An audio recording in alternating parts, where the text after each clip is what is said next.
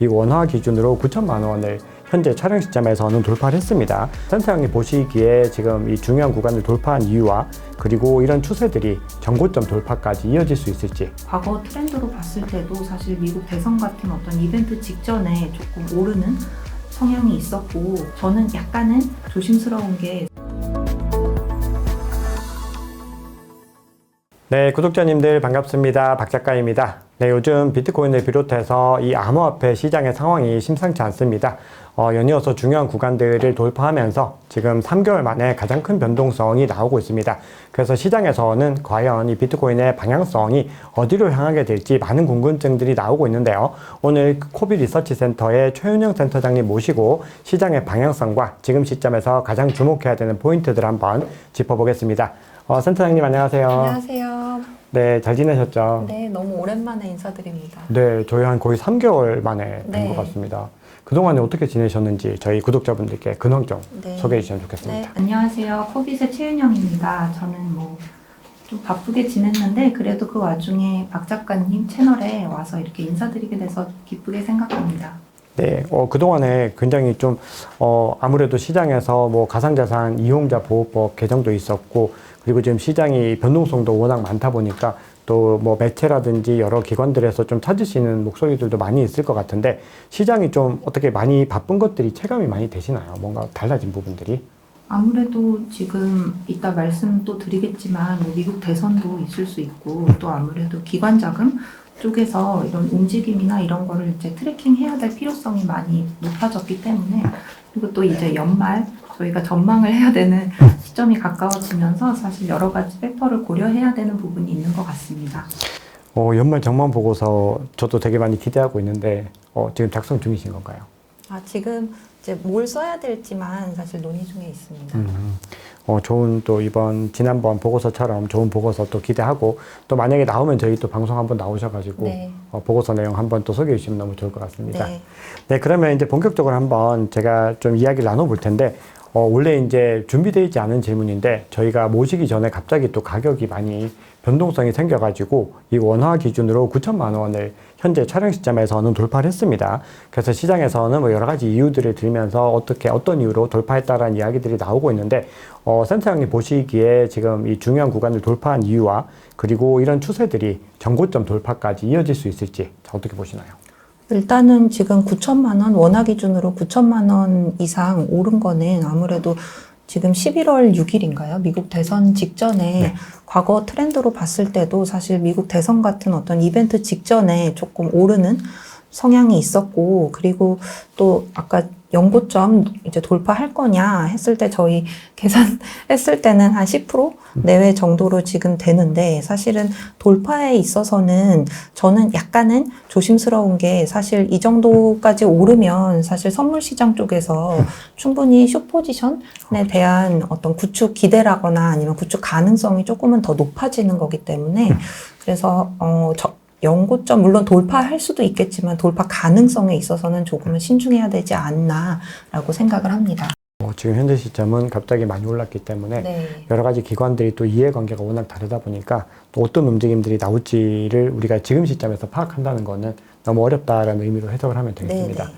자, 그러면 우리가 기관의 움직임들을 좀 봐야 되는데, 사실은 이 현재까지 시장 구조를 계속해서 기관이 주도해 왔었는데, 2014년 11월 10일에 이 코빗에서 기관 자금 동향과 비트코인, 그리고 미국 대선이라고 하는 흥미로운 보고서를 발간하셨습니다. 그리고 그 보고서는 저희가 이제 댓글에 링크로 남겨둘 텐데, 그 보고서 내용을 좀 참고로 질문을 드려볼 텐데, 최근에 기관 자금이 얼마나 많이 들어왔고, 그리고 기관 자금이 유출될 때는 어떤 이벤트들이나 이유가 있었던 건지 궁금합니다. 네, 지금 최근 수치 기준으로는 자금 유출입 정도가 지난주 기준으로 한 4억 달러 정도 유입이 됐고, 물론 그 직전에는 조금 소폭 유출이 되고 이러면서 약간 등락하는 추세를 보이기는 하는데, AUM, 그러니까 총 운용 자산 기준으로 했을 때는 연초 대비해서 72%나 증가를 했기 때문에 사실은 저희가 기관 자금 유출입이다, 전통금융에 편입되는 거다, 금융권 편입이다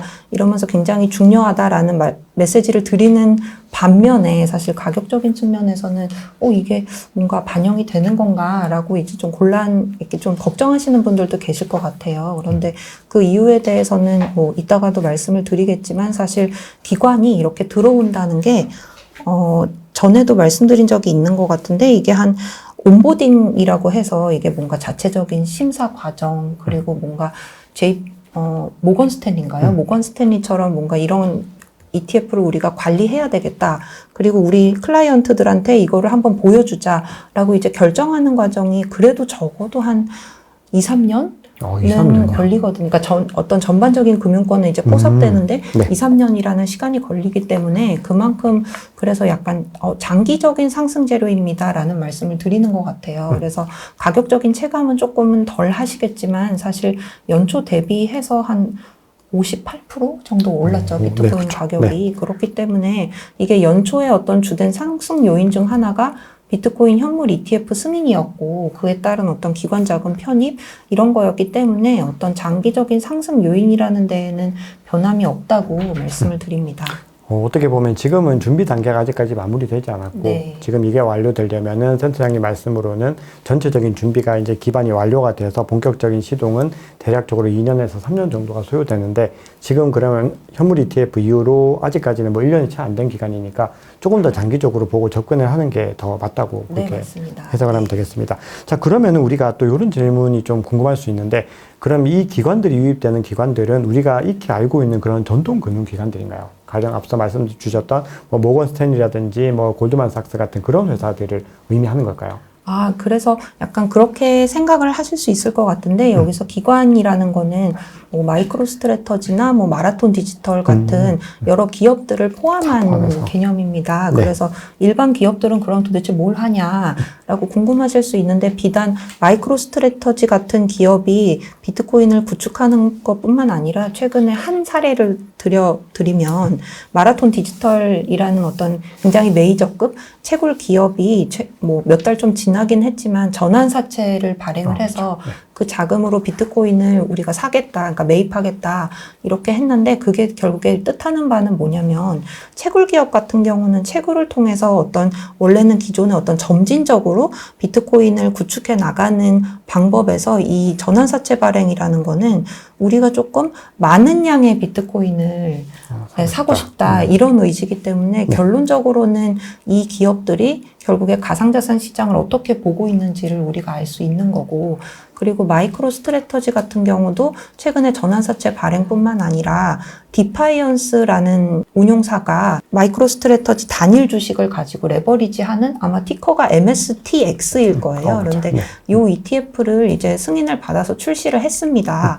그런데 그걸 통해 알 수 있는 거는 사실은 이 단일 주식을 가지고 레버리지하는 건데, 우리가 생각해 보면 사실 가격만 봐도 마이크로 스트래터지랑 비트코인 가격이랑 어느 정도 조금 갭이 있죠. 네, 맞아요. 그래서 마이크로 스트래터지가 비트코인을 굉장히 많이 갖고 있는 기업이다 보니 어찌 보면은 비트코인의 대리 투자처라고 볼 수 있는 거거든요.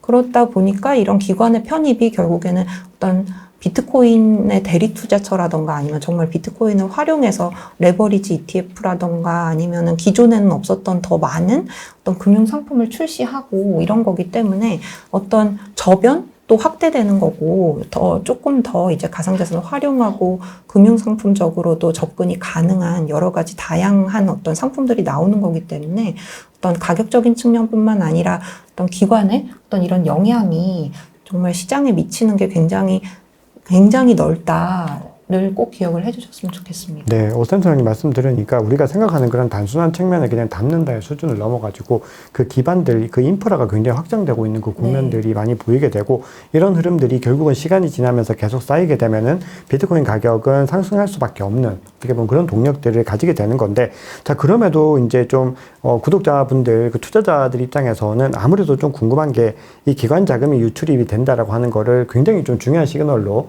늘 보고 있는데, 이게 실제로 이제 유출입이 일어났을 때 비트코인 가격에 좀 직접적으로는 어떤 영향을 미쳤는지 좀 말씀 주시면 좋을 것 같습니다. 이게 직접적인 영향은 결국에 레퍼 자금, 그러니까 단기성 기관 자금 지표를 보고 판단을 해야 되는데, 물론 단기성 기관 자금에는 크게 두 가지가 있습니다. 그래서 레퍼 자금이라고 그래서 여러분들 아시겠지만 비트코인이랑 동일한 투자 효과를 내기 위해서 ETF처럼 약간 금융상품 형태로 만들어진 거를 비트코인 레퍼라고 하는데 이 비트코인 레퍼 자금이 뭐 유입됐다, 뭐 유출됐다 이런 거를 아마 보도를 굉장히 많이 하는 걸 보실 수 있을 거예요. 그런데 이거에 대한 영향은 사실은 가격적인 측면뿐만 아니라 좀 간단한 예를 들어드리면 이게 만약에 뭐 최근까지만 해도 이게 하락폭이 생각보다 이렇게 좀 큰 경우가 있거든요.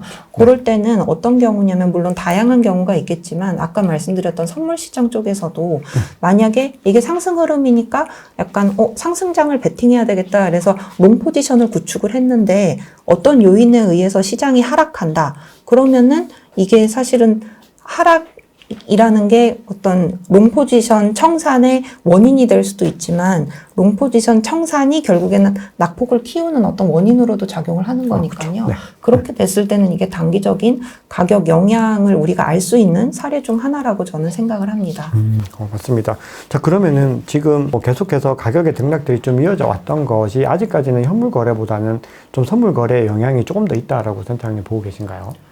그것보다는 현물도 있는데 이게 좀 간단한 예로 아무래도 선물 시장에서는 어떤 청산이라는 용어가 있다 보니 이게 청산됐을 때 아무래도 매수했던 비트코인이 대량으로 매도 물량으로 나오는 것이고 또 근데 이제 또 이번 분기에 주목할 만한 게 뭐냐면 저희가 살펴보니까 이게 리테일 쪽이랑 기관이랑 선물 시장 쪽에서 조금 괴리가 있었다. 근데 괴리라는 게 뭐냐면 결국에는 리테일 쪽에서 저희가 선물할 때 무기한 선물이다 보니까 만기가 없잖아요. 그래서 펀딩비라는 걸로 숏 포지션이랑 롱 포지션의 어떤 균형을 알 수 있는 지표가 있는데 이게 리테일 쪽에서는 이제 펀딩비가 예컨대 마이너스다. 그러면은 숏 포지션 비율이 높은 거라서 아무래도 하락장의 베팅이 조금 많다라고 볼 수 있는데 이 펀딩비가 리테일에서 마이너스일 때를 살펴보니까 사실은 기관, 그러니까 CME 쪽에서는 이런 트렌드가 좀 많이 나타나지는 않았다. 그러니까 아예 없었다는 아니지만 많이는 나타나지 않았다. 그리고 추가적으로 사실은 이게 낙폭이 크다 이러면은 사실 CM이나 이런 데서 선물 시장의 어떤 기간 구조라고 해서 선물 가격이 현물 가격보다 높은 거를 컨텐고라고 하는데 네. 이 컨텐고가 뭐 뒤집힌다거나 이래야 되는데 그 정도는 줄어들 수는 있어도 컨텐고가 계속 유지가 됐었거든요. 그렇기 때문에 어느 정도 기관이 단기적으로 가격에 미치는 영향에 대해서는 그나마 어떤 안정적인 흐름, 그러니까 약간 변동성 측면에서, 그러니까 뭐 변동성을 키울 수도 있겠지만 그게 어찌 보면 유동성 공급하는 역할을 하기 때문에 그게 좀 시장 안정에도 좀 어느 정도 역할을 한다라고 저는 생각을 합니다. 오히려 사람들은 기관들이 막 계속해서 뭔가 포지션을 청산하고 뭔가 큰 움직임들을 가져가서 시장의 어떤 변동성을 심하게 만든다고 생각했는데 오히려 지표들을 봤을 때는 기관들이 더 안정성 있게 지금 운영이 되고 있었다. 이게 굉장히 흥미로운 포인트인 것 같습니다. 자, 그래서 우리가 앞으로도 계속해서 기관의 움직임들을 좀 주목을 해야 되는데 그러면 이제 비트코인에 대해서는 이렇게 이제 조금 이 기관들이 좀 우호적인 흐름들 그리고 뭔가 좀 많이 유입이 되는 흐름들을 말씀을 주셨는데 이더리움 같은 경우는 비트코인과는 조금 다른 움직임을 보이고 있습니다. 그래서 이더리움을 포함한 알트코인들의 기관 자금 유출입은 어땠는지 궁금합니다. 네, 일단 이더리움 같은 경우는 아무래도 비트코인 현물 ETF가 굉장히 성공을 하다 보니까 이더리움이 현물 ETF도 승인이 됐는데 왜 이러지? 하고 생각하시는 분들이 있을 것 같아요. 근데 먼저 가격적인 측면에서는 사실 저희가 생각해 보면은 뭐 과거 대비해서 비트코인 말고 어떤 알트코인은 가격적으로 좀 부진하지 않았나. 그런 생각이 들고 그런데 아무래도 비트코인 현물 ETF가 승인 이후에 굉장히 큰 성공을 했었고 이더리움 같은 경우도 현물 승인 직후에는 첫 주에 막 30억 달러가 유입되고 이러면서 굉장히 환호를 했었는데 사실 그 모멘텀은 굉장히 빠르게 약화가 됐다. 왜냐하면은 그레이스케일의 이더리움 현물 ETF 같은 경우는 이제 전반적으로 유출세가 지속이 됐는데 신규 이더리움 현물 ETF에 들어오는 자금 같은 경우는 최근에는 굉장히 조금 더딘 느낌이 있다 보니까 이게 유출세가 이제 분석기관적으로도 굉장히 좀 유출로 계속 나오는 것 같고 근데 반면에 이제 솔라나나 뭐 아니면 멀티 에셋? 그러니까 멀티 에셋은 결국에 많은 가상자산 어떤 바스켓 형태로 만들어진 그런 형태의 투자 상품을 멀티 에셋이라고 하는데, 이 멀티 에셋이나 솔라나 같은 경우는 사실은 솔라나는 8월 정도에 밈코인 거래량이 조금 떨어지면서 약간은 유입세가 좀 줄어들었지만 그래도 분석 기간 동안에 좀 유입세를 기록을 했고, 멀티 에셋 같은 경우는 아무래도 분산 투자 니즈도 있고 또 좀 폭넓은 가상자산 투자에 대한 니즈가 이제 결합이 되면서 멀티 에셋 같은 경우도 6월 말 이후부터는 계속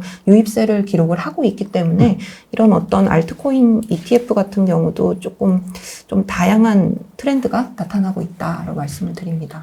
오늘 이제 기사에서 보면은 XRP ETF와 관련해가지고 지금 CME에서 관련된 여러 가지 어떤 인프라들을 이미 확보하고 있다라고 하는 소식들이 전해졌고, 비트와이즈가 지금 XRP ETF에 대해서 S1 양식서를 이제 SEC에 수정 제출했는데, 지금 시장에서는 XRP와 그리고 솔라나 ETF의 어떤 등판에 대해서 굉장히 많은 관심을 가지고 있는데, 그 전망 어떻게 보시나요?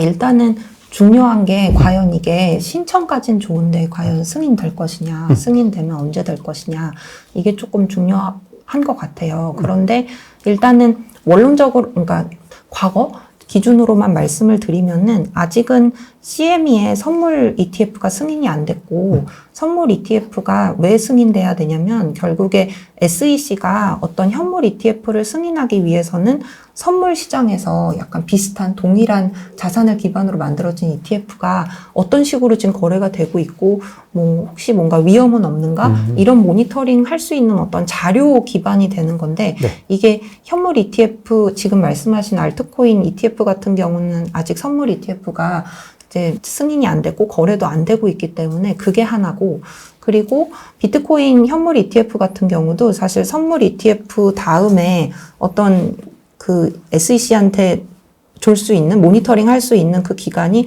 아마 비트코인이 7년이었을 거예요. 네, 근데 이더리움 같은 경우는 한 3년?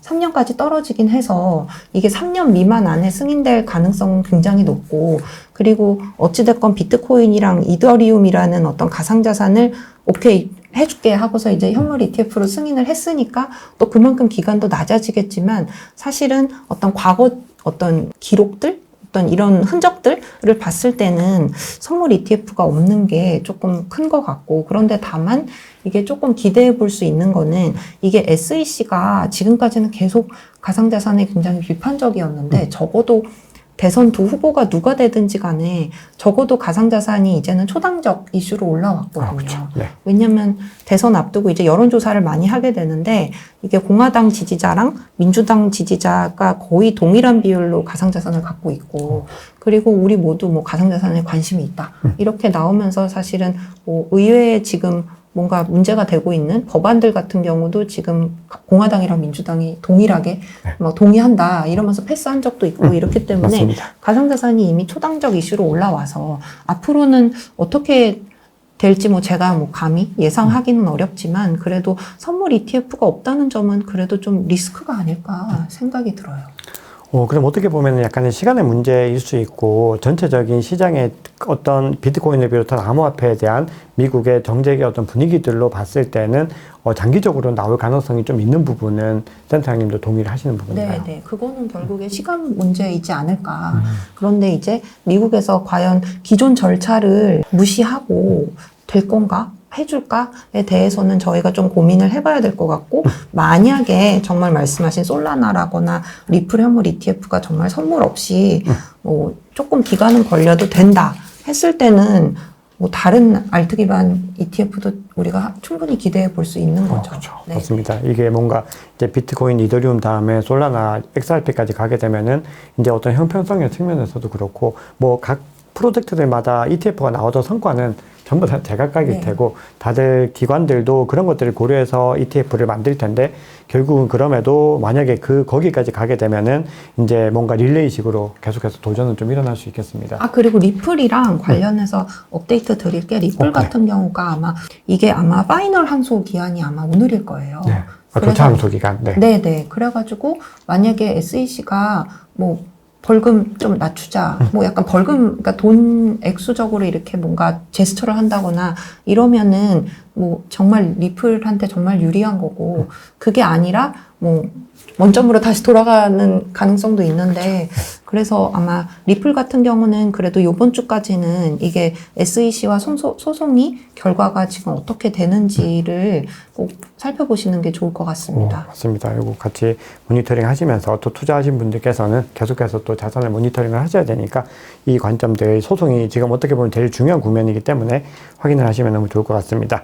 자, 그러면은 우리가 앞으로도 주식과 비슷하게 이 기관 투자자들의 유동성이 비트코인이나 알트코인 가격에 영향을 미친다고 했을 때 우리가 이 기관들의 움직임들, 순유입과 순유출을 비롯해서 여러 가지 움직임들을 확인할 때 가장 좀 중요하게 확인해야 되는 지표 같은 건 어떤 게 있을까요? 네. 그래서 일단 지표적으로는 사실은 투자하시는 분들 입장에서는 좀 이제 좀 쉽게 접근하실 수 있는 지표가 중요할 것 같은데 저희 보고서에서 나오는 뭐 레퍼 자금 유출입도 중요할 거고 그 다음에 이제 단기적으로 계속 보셔야 되는 게 아무래도 선물 시장 지표일 것 같아요.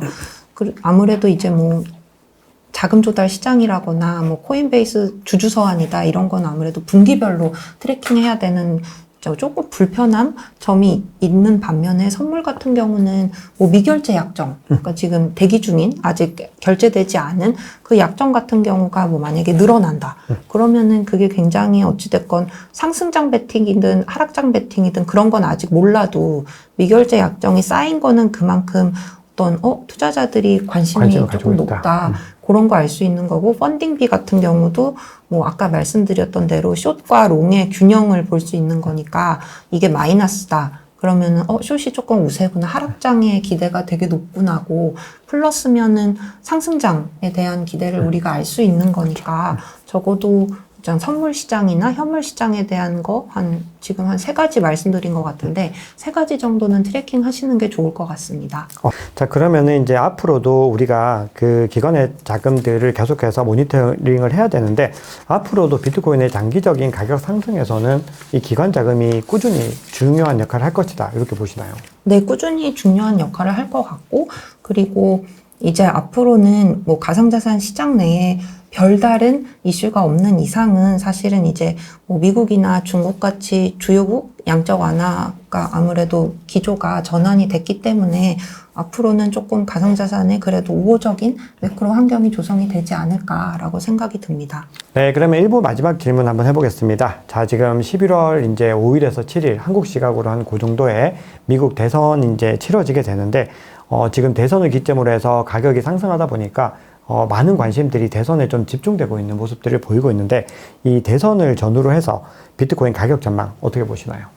그래도 대선 전에 조금 이제 상승세를 보고 있는데 아무래도 대선을 앞두고 긍정적인 심리가 작용을 하는 것 같고 그런데 다만 이제 앞으로 지표 발표라거나 아니면 중국 쪽에서 뭔가 추가 부양책이 시장의 기대만큼 잘 나온다가 조금 관건일 것 같고요. 그리고 아무래도 아까 대표님께서 말씀 주신 대로 4분기에는 약간 과거적인 측면에서도 비트코인 가격이 상승세를 타긴 했는데 그게 이제는 조금 시장이 많이 달라진 모습을 띠고 있기 때문에 조금 완만한 상승을 저희가 기대해 볼 수 있지 않을까. 그런데 다만 저희가 지금 아직 시장에서 불확실성이 좀 남아있을 때는 뭐 가상자산 시장이 증시와 연동되는 모습을 저희가 최근과 같이 좀 지켜볼 수 있는데 증시가 요새 이제 조금 흔들렸던 중국 증시 중심으로 말씀을 드리면 흔들렸던 이유가 사실은 중국에서 경기 부양책을 얘기를 했지만 뭐 재정 정책에 대한 니즈라거나 아니면 뭐 요 정도는 해야 된다라는 시장의 기대가 있었는데 그거를 중국 정부가 충족을 못했기 때문에 조금 변동성이 컸던 거거든요. 그렇기 때문에 이런 어떤 주요국 양적 완화가 시장의 기대만큼 잘 나올 것이냐 이거는 앞으로 약간 단기적인 변동성 요인으로 작용할 것이라고 저는 생각을 합니다. 어떻게 보면은 지금 대선 전후로 해서는 일단 대선의 흐름들이 중요하게 작용을 할 텐데 이후에 우리가 뭐 올해 말까지 혹은 내년 상반기 뭐 1분기까지 봤을 때는 거시경제 관점에서 계속해서 좀 주의를 하셔야 된다. 네. 이렇게 해석할 수 있겠습니다. 네, 그러면 1부 여기까지 하고 2부 영상에서 또 찾아뵙겠습니다.